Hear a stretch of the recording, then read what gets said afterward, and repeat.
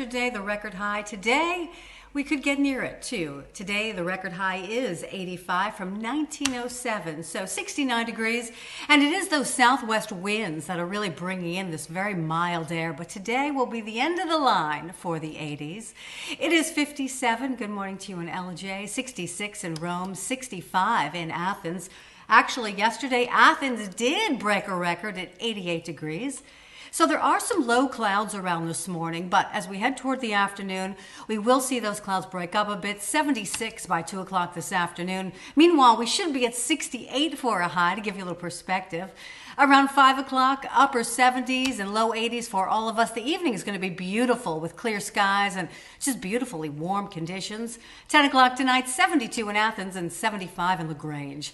So for today, 83 in Atlanta under partly sunny skies. Again, those clouds that we've got out now will be pretty low clouds. They will break up this afternoon, becoming partly sunny and pleasant.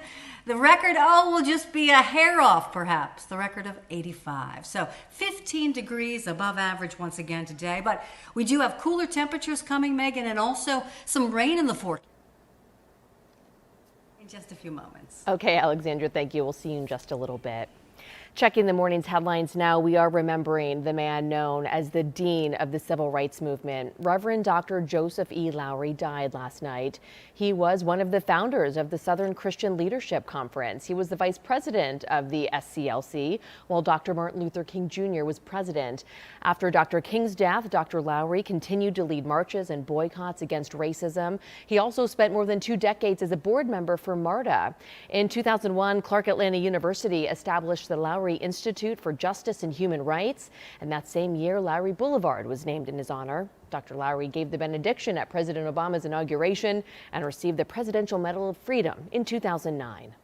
We ask that you continue to keep the family in your prayers, and at this time, if we could just respect the privacy of the Lowery family and just continue to circle them in prayer. He was surrounded by his family during his passing, and we ask for the city of Atlanta and the peoples of Atlanta's continued prayers. So many people in Atlanta and beyond are remembering him today and thinking of his family. Dr. Joseph E. Lowery was 98 years old. He died from natural causes at home, surrounded by his daughters. Now to the latest on the coronavirus. The number of cases continues to grow across the country. The U.S. is the first country in the world to have more than 100,000 cases. And there are more than 2,100 confirmed cases here in Georgia. 65 people have died and 586 are hospitalized in our state. Fulton County has the most cases with 348, and there are 217 reported in DeKalb County, where the county CEO has issued a stay-at-home executive order.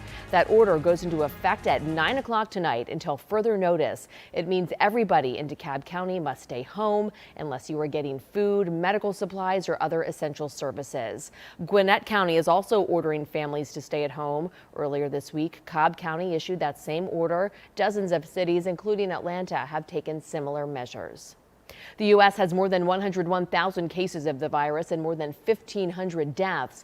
Now the FDA is greenlighting a coronavirus test that can provide results in less than 15 minutes. The maker of the test says it will begin delivering 50,000 per day beginning next week.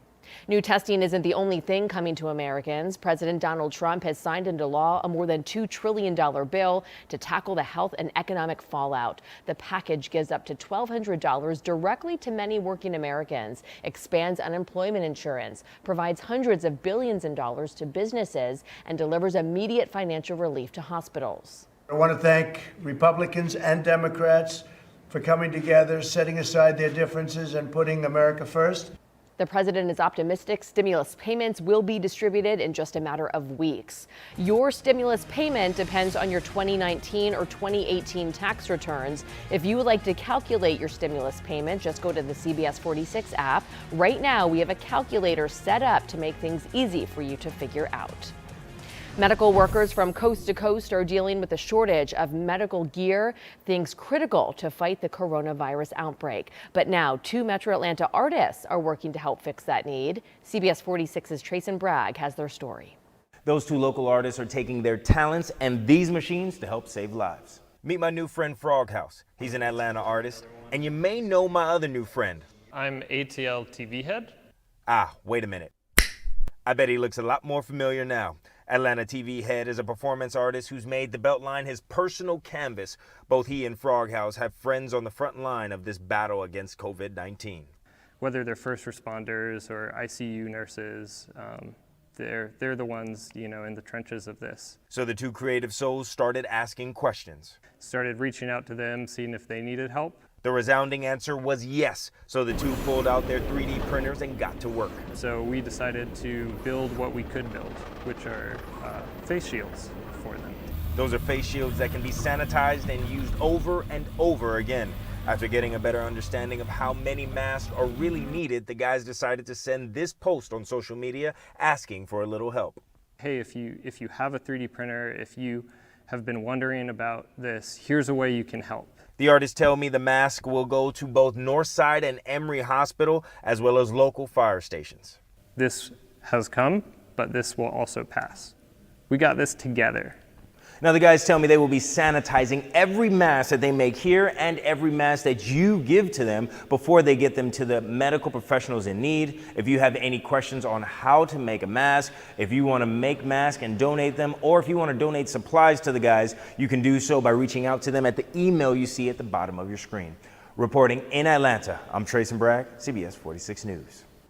More help from our area. Alpharetta-based Send Relief donated 20,000 masks to hospitals, nursing homes, and public health departments statewide. The organization also donated 25,000 protective suits. The group says that they are delivering another 5,000 masks and 25,000 suits to hard-hit New York City. Many people are going without consistent meals right now during this time, including families and a lot of seniors. CBS 46's Ayani Hughes is live at Meals on Wheels Atlanta this morning, where they are doing their part, Ayani, to make sure the elderly in our community are taken care of. Yes, they are, Megan. Finding new ways to have their meals in times like this has been an adjustment for many, but take a look at this. Our seniors who depend on others for food, thankfully, Meals on Wheels Atlanta is helping all of these seniors so they don't go hungry during this crisis. Now, for just $9 a day, a senior is given 2 meals for them and their pets if they have any. Now, dozens of volunteers have been lined up, socially distanced, of course, all morning, ready to deliver these pre-packed meals filled with fresh and frozen foods. They have low-sodium soups, water, breakfast bars, protein, and vegetables. They'll deliver 30,000 meals total. 13 of those are going out today. Now, each bag is filled with that food, and it's a week's worth of food supply. Now, normally they deliver a few times a week, but they've cut deliveries down to once a week to limit as much contact as possible. And these people out here, you don't even have to get out the car. The volunteers are putting them in there as well to also limit contact. And I spoke with Hillary Baker with Meals on Wheels earlier, and she tells me they're grateful that they planned early. She says giving to seniors in this time hits home for her because she has an elderly mother. And she lives in a building and she's alone and she can't leave to go get food, and she has the resources though. So to imagine somebody like that and then to not have the resources just breaks my heart. And Ms. Baker stressed that they're always in need of volunteers and especially funds. Now, she says they do want monetary donations. She said you can donate through Cash App, you can donate through Venmo, and you can donate on their website. It is mealsonwheelsatlanta.org. For now, we are live in Atlanta. Ayani Hughes, CBS 46 News. Wow, so many people stepping up right now during this time of need. Ayani, thank you. Our time right now is 9:10. It is Saturday morning. The number of coronavirus cases continues to skyrocket.